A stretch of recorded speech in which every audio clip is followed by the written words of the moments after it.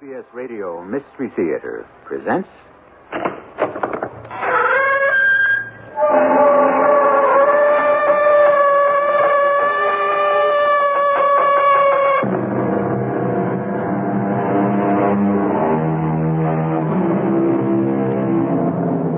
Come in.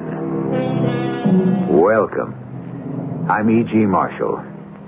At the end of May this year of our Lord 1977, another legend passed into history. The last of the great Orient Expresses, Europe's most famous railroad train, made its last run. This is a tale of two people who planned to be on that last run from Istanbul, Turkey to Paris, France, and who found out, with Robert Burns' mouse, that even the best laid plans are at the mercy of fate. Or, even worse, men of no conscience. Put up your hands, please. And don't move. Now, wait a minute. Whoever you are... Shut up. Inside. All right, but... Don't argue with him, Diana. That's a Stalonica 57 he's toting. What's that, Bob? A machine gun. Real bullets, too.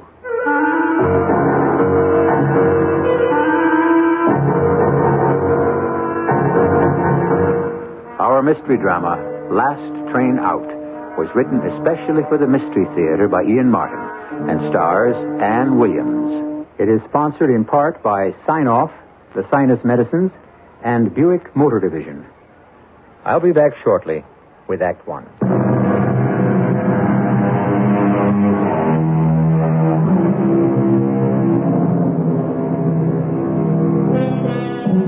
You must all be familiar with Diana Sherwood. Remember her as the wistful and winning child movie star of the 50s? Then her amazing turn away from success and riches to go to college and take her degree, and later go through a long apprenticeship as a reporter. Finally, the third stage, her return to the public in a new field, in television, as a news reporter and brilliant interviewer. Now, at the peak of her career, she's driving through eastern Turkey on special assignment with Bob Hart, her cameraman-producer, an assignment whose wrap-up is planned to take place on the Orient Express. Can't you go a little faster, Bob? Well, what's the hurry, Diana? We're still on vacation. Oh, vacation. 3 short, glorious days. Oh, I love you. All the shows we've done together. All the corners of the world we've poked into. And you wait till here to tell me. When in Rome. I got here. I learned to talk turkey. Oh, I'm not even going to notice that. Don't. Just concentrate on me. Oh, I intend to. For the rest of my life. Hey, I'm going to hold you to that. I want to kiss you. Not while you're driving. Well, why not? No, Bob, don't. Now you... Oh, look out, lame brain. Do you want to kill us? No, man, but what a way to die. You just keep your eye on the road. What road? The one you're driving on. Now, you call this a road? It's a goat track. Well, you were the one who insisted on taking it. Well, I wanted to be by the water. Very romantic at sundown. And very late. We ought to get back to the main road as soon as possible. I mean, we really should be in Istanbul by now. Why? Because we have a whole section of the documentary to shoot on the Orient Express tomorrow. Remember? Well, of course, darling. Hey, the road's getting better. I give her the gun. Now, you satisfied with what we filmed so far? Oh, yes. And the train footage should just button it up right. That's sad to think that romantic old train won't be running anymore. Yes. A lot of things sad about Turkey. Not for me. Because of us. Well, that's private and personal. Oh! What is it? Oh! Blowout! Hang on to me, Diana. Hang on!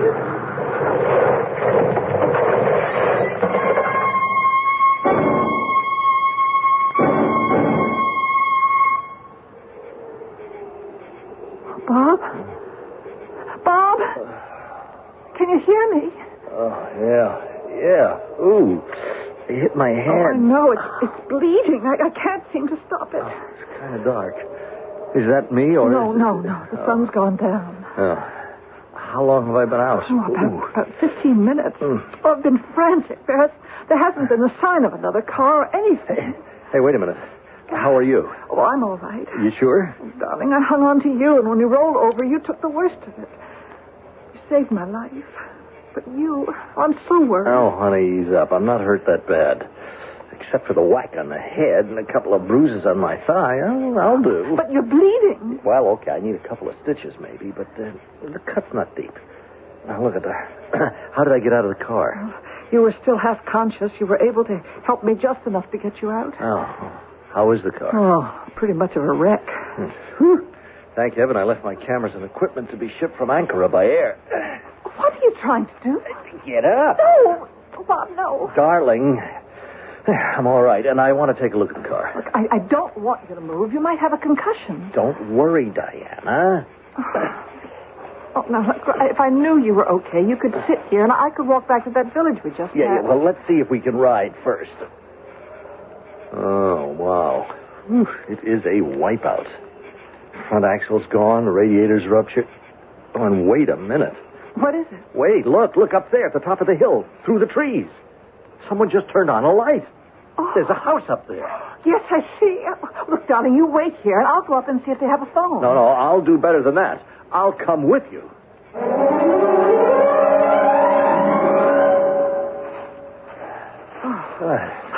This darn place is farther away than I thought.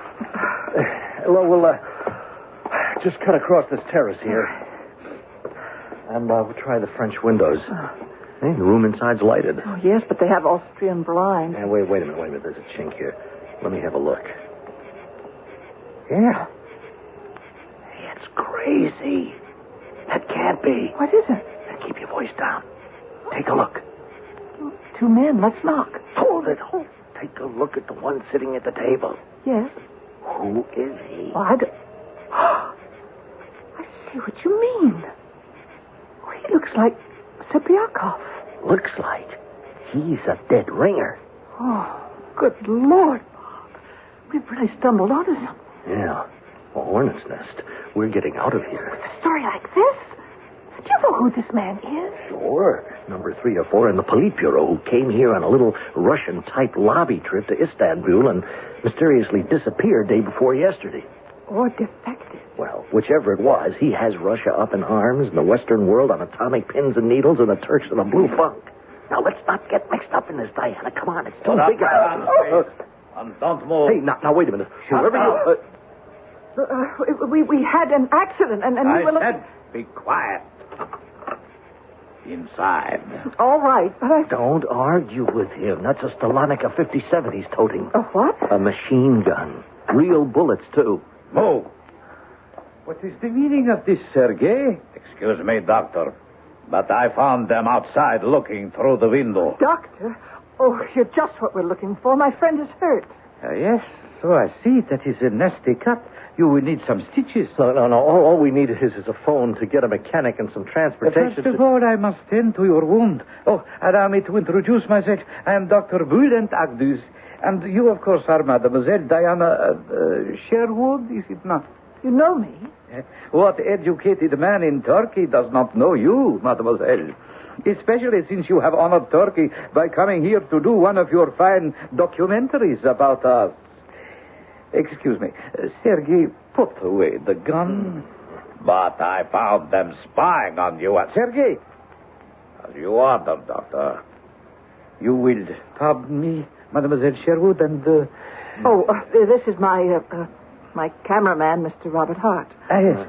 If you will excuse me, this gentleman here with me was just leaving.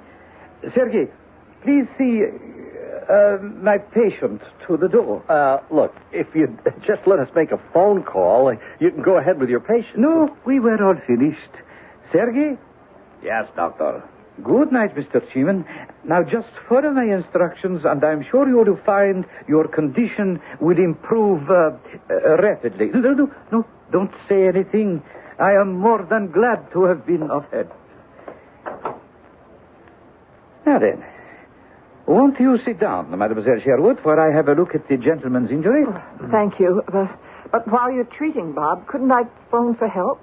Unfortunately, no. Oh, why not? I have no phone. A doctor? This is my home, not my office. I value my privacy. Well, you don't seem to get much of it. What about the patient who just left?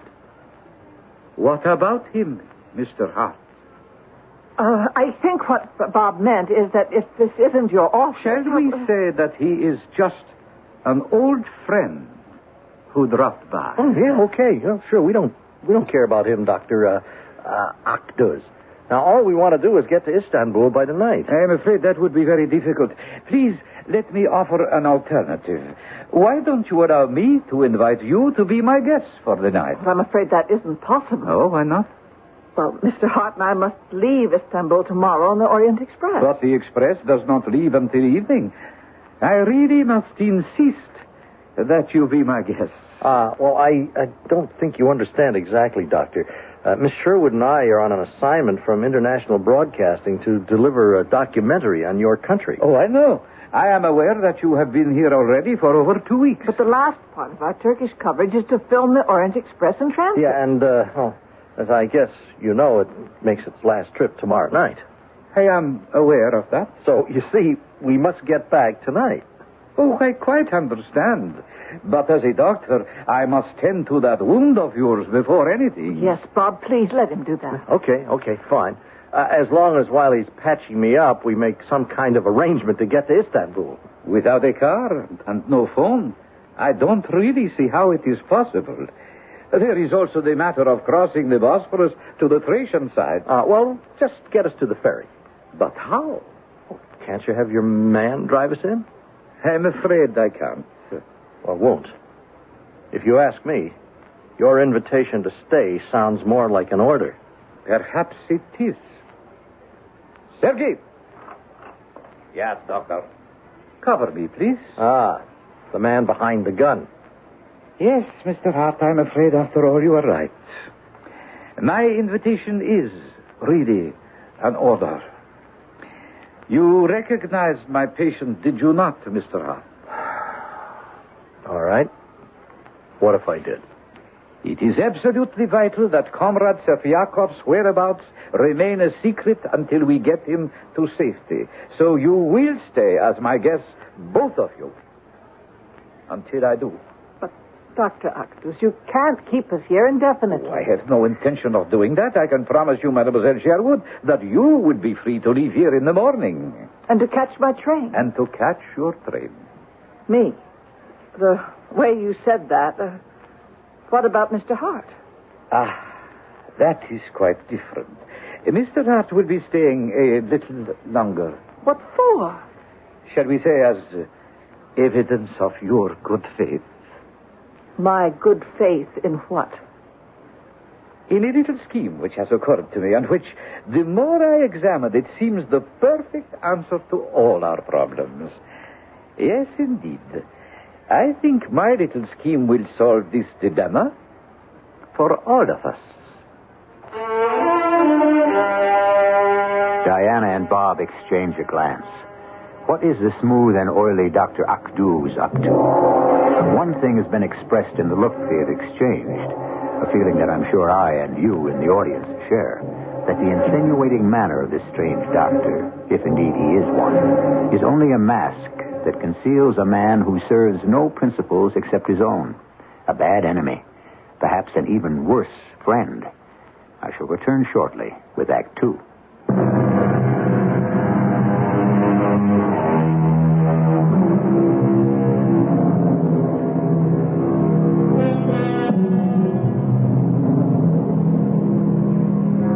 The three of them were frozen as we left them. Diana Sherwood and Bob Hart in the moment of exchanging their glance. Dr. Bulant Akduz, his dark, beady eyes glistening wetly as he considers them both, a secret smile curling one side of his mouth. Now, as the film of our tale starts to unwind again, the protagonists move from their still frame to action. I think my little scheme will solve this dilemma for all of us. What dilemma? Oh, come, Mr. Hart. It is useless to deny it.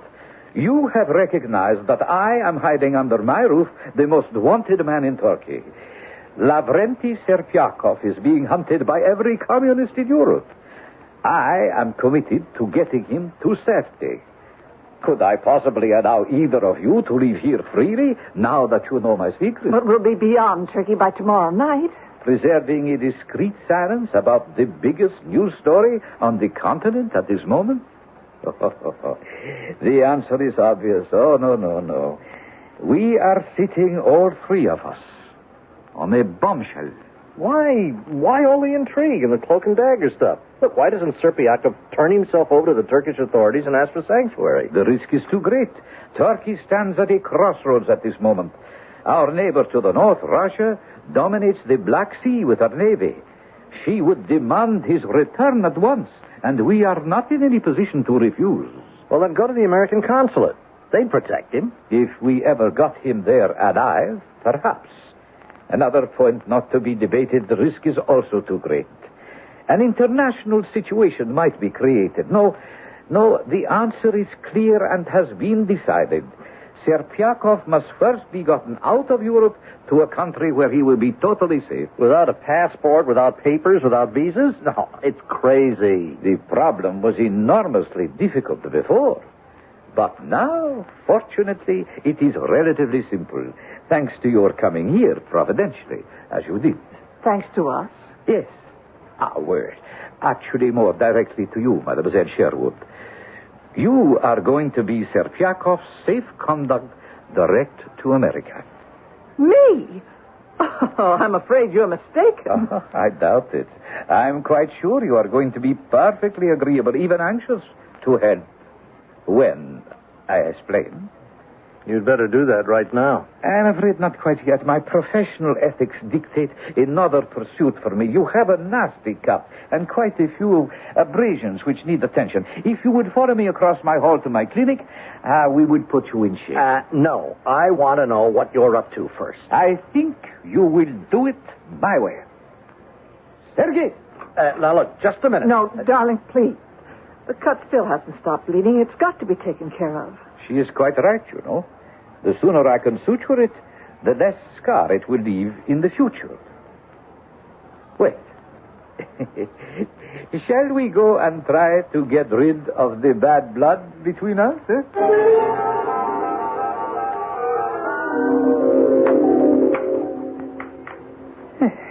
There. I think that should do very nicely. No pain? No pain. Now, I want to know what you're trying to get Diana mixed up in. Yes. Well, I would prefer to explain that to both of you at the same time. Why don't we go back and join the lady so I can explain to you both what a blessing in disguise you have turned out to be. So, you would like to know my plan. Very well. Tomorrow evening, Miss Sherwood will leave as planned on the Orient Express. With her will go Serpiakov, traveling as Mr. Hart. What do you mean, Serpiakov, traveling as Bob? How can he? Very simply. You have just had a quite serious accident in your car. Very good. We will make it appear a good deal more serious. We will say that Mr. Hart has been injured quite severely about the face and the head. I, a doctor living closest to the scene of the accident, attended him. And quite naturally, since the damage is extensive, have had to bandage most of his head and face. Oh, can I freshen your drink, Mr. Hart? Well, maybe you'd better. You see, it occurred to me as soon as I saw you that both you and Serpiakov are approximately the same height and build.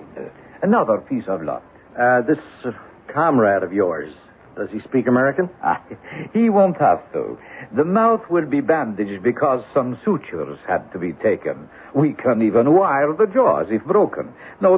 I see no flaws. I think personally it is an excellent plan. Once Serpiakov reaches Paris, arrangements already have been made by other interested parties which will clear him out of Europe safely. Now, there is just one major flaw, Dr. Octus. Yes? What is that? What makes you so sure that I'll go along with your little scheme? Oh, I have no doubts about that. I'm sure you can both guess why. You'll be holding me as hostage. Exactly. And besides, as a doctor, I will travel with her to Paris, ostensibly to take care of my patient. But to make doubly sure I behave. Shall we say, cooperate? But what if I refuse? How can you? These are desperate times, Miss Sherwood, and make no mistake, I am a desperate man. I lay my life on the line. And I value it highly enough so that I have no compunction about who dies to protect it. Besides, the end itself is good. Once Serpiakov is safe from reprisal, you will realize that he has information of incalculable value to the democracies, particularly yours and Mr. Hart's country. All right. Doctor, you win. Do you think perhaps you can send one of your men to get our bags from the car? I will have it taken care of right away. And may I say that I think you have both been very wise. Oh, one other thing. I don't know, of course, how far your regard for each other has taken you, but I am sure you will realize under the circumstances that you will be shown to separate rooms. The judgment is not one of moral principle, just mere precaution.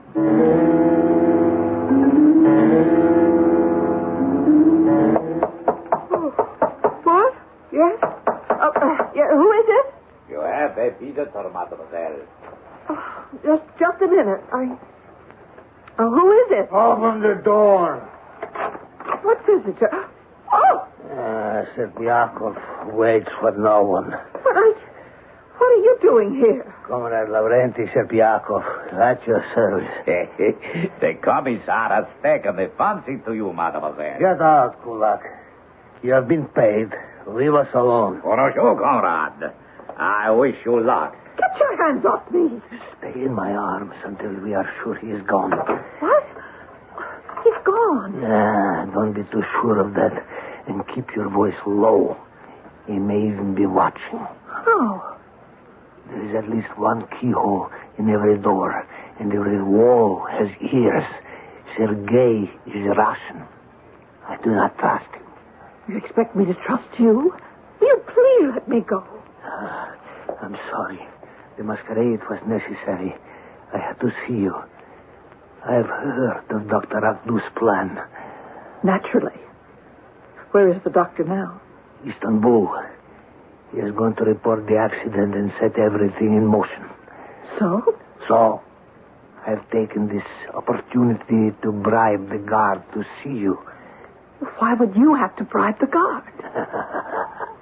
Do you think I am any less prisoner than you or your friend Hart? You? Prisoner? Of whom? Of Dr. Akdus, of course. I don't understand. He's the one who's helping you escape. Escape?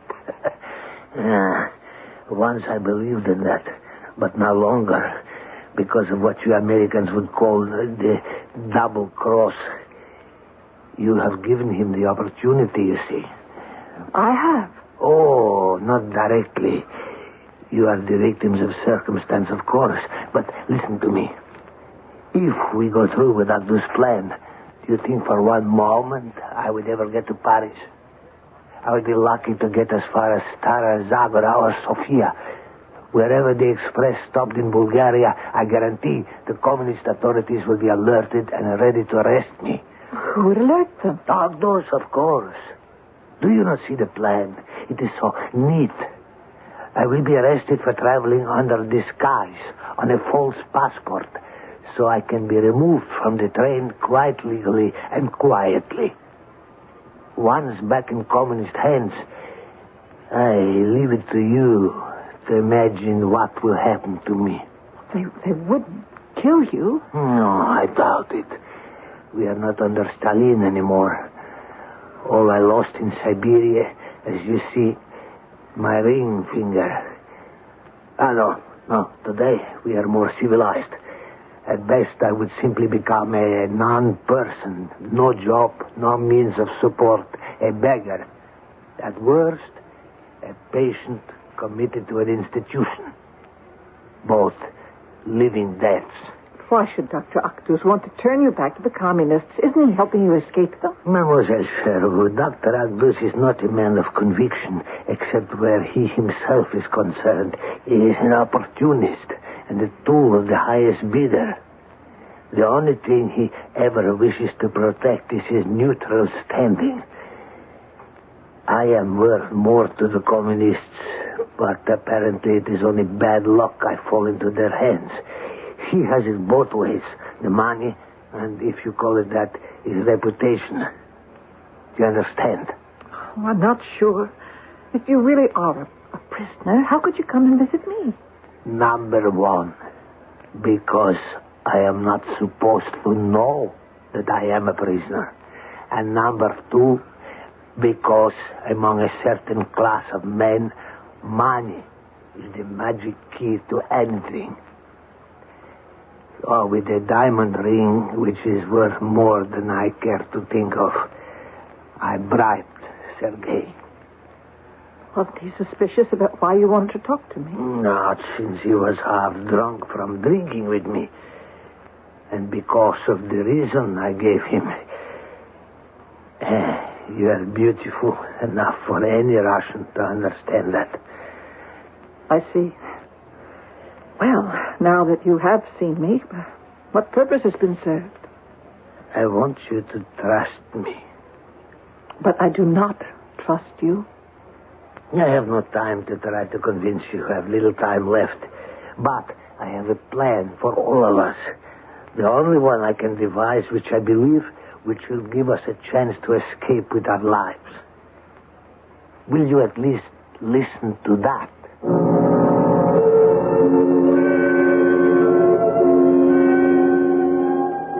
It was George Villiers, the first Duke of Buckingham, who coined the phrase, "The plot thickens." His actual quote was, "Aye, now the plot thickens very much upon us," which indeed it does, and has, to a point where I'm afraid we must wait to see what happens until I return shortly with Act 3.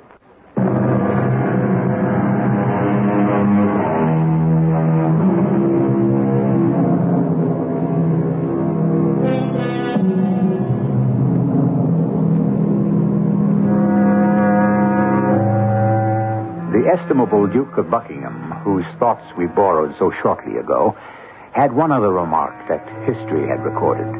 The world is made up for the most part of fools and knaves.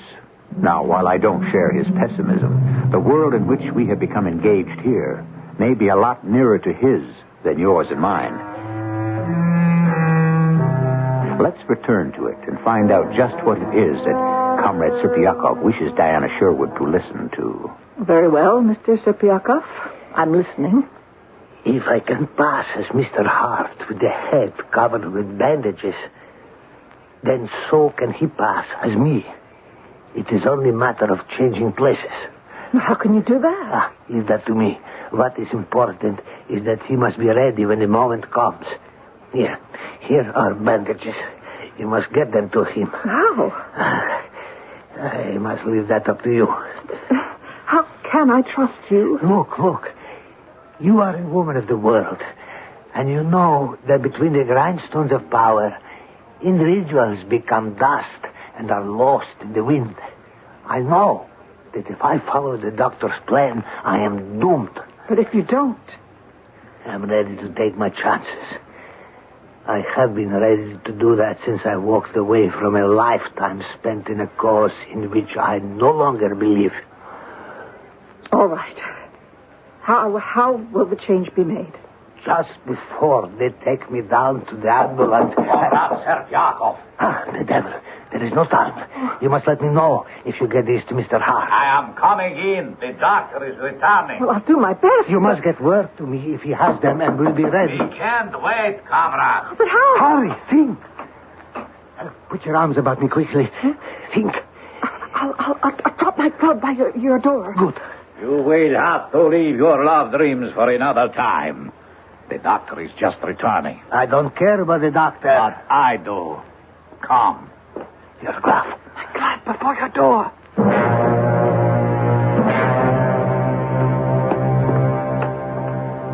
And I trust you slept well, Mademoiselle Sherwood. I wouldn't put much trust in that, Dr. Octus. Or in me? Such a pity. Now, I am allowing you to see Mr. Hart on your promise that you will try nothing foolish. Well, I can promise you that, at least. After all, everything is arranged. I have reassured your network people that you are, well as can be expected. You have been checked out of your hotel. The accident has been reported, the car paid for, and my private ambulance is waiting to take us all to the ferry across the Bosphorus and onto the train. Oh. With the exception of Mr. Hart, of course. His room is just around this corner here. Now, remember to be careful what you say. I only want to tell him I love him. And please to follow orders. Hamid, be careful with that gun. And open the door. I apologize for that fool. He is gun happy. Must he be the one to guard Bob? Unfortunately, my resources are not unlimited. But your intended husband will be quite safe if he is careful. Wait, open the door, Hamid. May I see him alone? Where a beautiful woman is concerned, I am a sentimentalist, but not a fool. After you, mademoiselle.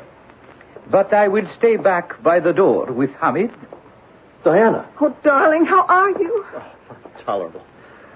The room's okay, but up until now, the room service was lousy. Oh, honey, you all right? Oh, yes. Everything is all right. What'd you just stuff in my pocket? I said everything's all right. Dr. Octus has given me every assurance that you'll be all right. In 36 hours, as soon as we reach Paris, you'll be set free to join me there. You trust this bird? What else can we do? I only have a minute, darling. Just hold me. Hold me close. Closer. Before I go, ask for your tobacco pouch. Kiss me goodbye. Oh, do I have to be asked? What's in it? A note. Au revoir, darling. It won't be long. Long enough. I just wish I had a smoke. I am afraid I must break up this tender farewell. However, at least in exchange, I can offer you some cigarettes. Yeah, thanks. But coming from you, they'd probably be poison. No, I'd prefer my pipe. Oh, I guess I lost my tobacco pouch in the accident. Oh, for heaven's sake, I almost forgot. I was just bringing you that. What are you doing with it? I don't know. I must have picked it up after the accident or something. I found it in my sling bag. I think it's still here. Oh, yes. Well, glad to get rid of it. Smelling up my whole bag. Here. Just one moment, please. I will take that. This would not be a gun by any chance, would it? Well, why don't you open it and see? One can't be too careful. Of course. A briar pipe and a beauty. And unlike the lady, I like the aroma of your tobacco mix. You must let me try it when we have more time. Your pouch, Mr. Hart. And now, mademoiselle, we really must go. Hamid, the door. Au revoir, darling. You sure you understand? Don't worry. I'll follow instructions. Don't leave this door until you are relieved, Hamid. Khalud Kemar will be here early in the afternoon with some men. Come, mademoiselle. We will go down and have some coffee while we are waiting for Sergei to bring the ambulance. But first, I must see Serpiakov for a moment. This is his door here. Excuse me. Serpiakov? It's Dr. Agduz. Open up. Oh, you dropped your glove, mademoiselle. What's the matter? Something wrong? Oh, nothing. I just dropped my glove. Allow me. I will get it, you drunken fool. You can hardly stand up. Didn't you drink any of that coffee I sent up? I don't want coffee. You'd better get hold of yourself. We're leaving within the hour. Do you understand? I understand the lady dropped her glove. All right. I said I would get it. Here. Oh, very well. Get as drunk as you want. It will save me using the anesthetic. But try to stay awake a few more minutes. I will be right up with the bandages. I'll be waiting. Got everything ready. Is Mademoiselle... You need have no worries about her. She sees things our way now. Am I right, Mademoiselle Sherwood? Oh, yes, indeed. Comrade Serpiakov can be sure I intend to do my part. Dr. Octus, what's wrong? Serpiakov, the drunken fool, passed out. I had to bring Hamid down with me. Sergei. Yes, doctor. You and Hamid get the stretcher and go upstairs to fetch him. We will have to carry him down.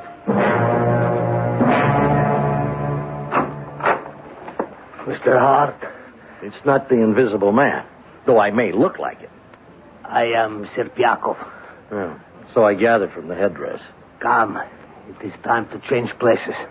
We must hurry. Hey, how did you get past my guard? He has gone downstairs to bring up the stretcher for me. Leaving the door unlocked? A fortunate oversight. Come. You must get to my room and stretch out on the bed. Remember, you are dead to the world. And what about you? I will take care of myself. When that fool with the gun who is supposed to guard you comes back, I will break his neck and escape. I still have other friends and other ways. It is the best way. Now hurry. I'll hurry, but I'm not sure it's the best. Look out behind you. What?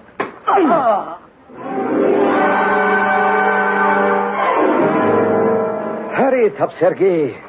Get him in the ambulance. What's wrong with him? Serpiakov, dead to the world, drunk. Hurry, Sergei. Come on, Hamid. Lift your end of the stretcher higher. No, watch his hand. His hand? Yes. What is it, mademoiselle?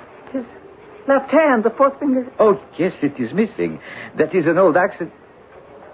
Ah. You are very observant. Thank you. I will take care of bandaging that on the way to the station. If someone had noticed that, Comrade Serpiakov would never have passed for Mr. Hart, would he?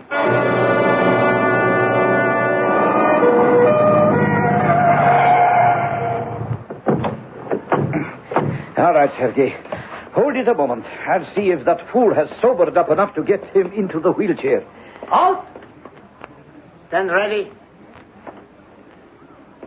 Dr. Bülent Agnos? Yes? Lieutenant Ertan, Istanbul Police. Can you identify yourself? Certainly. Here are my papers and the passport. Quite correct. These are Renora. The lady? Oh, my name is Diana Sherwood. Oh, yes. Your television crew is expecting you on the train, mademoiselle. But where is Mr. Hart? If you will come with me, Lieutenant, I will show you. Mr. Hart has met with an unfortunate accident in his car, from which Mademoiselle Sherwood managed to escape without serious injury. As you see, Mr. Hart was not so fortunate. He was quite severely injured. You are quite sure that man under those bandages is Mr. Hart, Dr. Agnos? Of course. Mademoiselle Sherwood can verify that. I'm not asking you, mademoiselle. I'm asking you. Very well. I am his doctor. Who would know better? Of course, this is Mr. Robert Hart. I think that will do, Dr. Agnos. You are under arrest. On what charge? For the moment, falsifying a passport will do. I do not believe this man to be Mr. Hart. I believe him to be Commissar Lavrenti Serpiakov. You must be crazy. Mademoiselle Sherwood, tell this idiot that we cannot be held up. That it is imperative for you to... Lieutenant, he's right. I can't tell you how vital it is to Mr. Hart that we make this train. Have no fear, mademoiselle. I think if we hurry, we can get to the police station, straighten things out, pick up the real Mr. Hart, and still make the Orient Express on time. The real Mr. Hart? Certainly. It was his telephone call that brought us here. And I'm sure by now he has reached the police station in safety.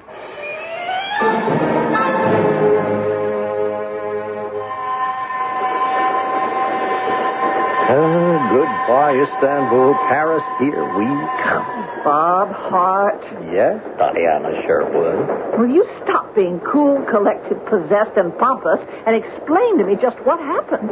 Elementary, my dear Sherwood. Bob, didn't you get my note in the tobacco pouch? I did.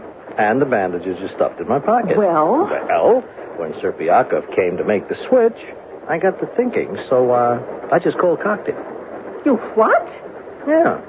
Listen, up until your try, I figured my chances were 0. You know, Akduz was going to have me killed the moment his gunsel came back. So, I was all ready with my little weapon. What weapon? Bar of soap in my sock. Makes a perfect sandbag. You know, I saw it somewhere on the big glass tube. So I conked Serpiakov with it, and I lugged him back to his room before the muscle boys realized anything was wrong. And when the guard came back? Well, I was pretty expert by then. I left the door open, and when Hamid poked his knucklehead in, pow!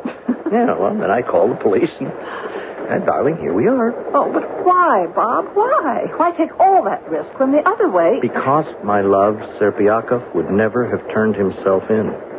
This boy wasn't reformed. He was running for his life. Anyway, I've always wanted to sandbag a real live communist.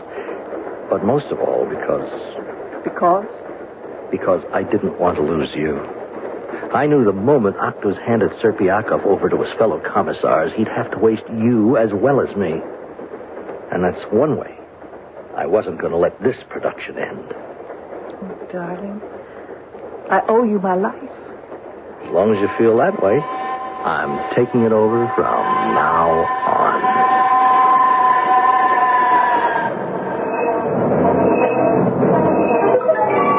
And that, as they say in the film business, is a wrap, which means the story is told.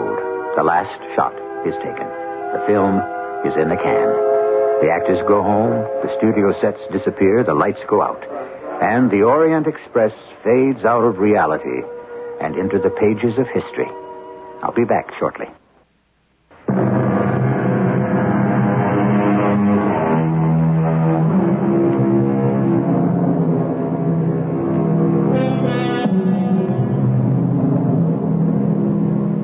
As it happens, Serpiakov did find temporary sanctuary in Turkey and eventually made it to America, and a kind of freedom he had never known. Dr. Akduz lost his freedom, of course, on multiple charges, including abduction and forcible detention against a person's will.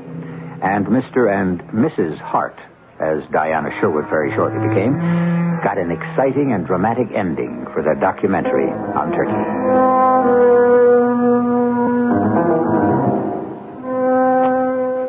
Our cast included Ann Williams, Earl Hammond, Robert Dryden, and Ian Martin. The entire production was under the direction of Hyman Brown. And now, a preview of our next tale. Impossible to see anything. Heavy overcast below. Losing altitude fast. How about if I hold the button down on radio and leave it open to... Hey, hold it a minute. Cloud break. Yes, I'm over land. Holy Toledo, I'm right on top of you. Hold your hats and stand by.